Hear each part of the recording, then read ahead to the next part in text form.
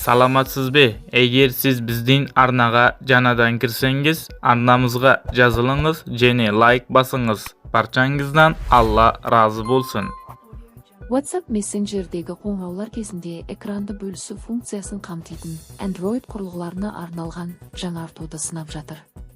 WhatsApp экранды бөлісу мүмкіндігін және төменгі шарлау жолағында жаңа ойынды орналасуын шығарады.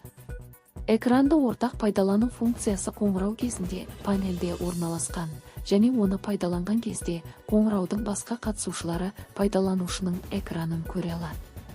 Бұл функция қатысушылар саны көп топтық қоңыраулар үшін, сондай-ақ Android жүйесінің ескі нұсқалары бар пайдаланушылар үшін жұмыс істемеуі мүмкін екені атап өтілген. Ол сондай-ақ Android жүйесіндегі WhatsApp 2.23 11.19 нұсқасына жаңартылған кезде мессенджердің төменгі шарлау жолағындағы қойындылардың реті өзгеретінін қосады. Қазіргі уақытта портал түсіндіргендей, жаңартудың бета нұсқасы тексерілуде және оны жақын күндері көбірек пайдаланушылар пайдалана алады.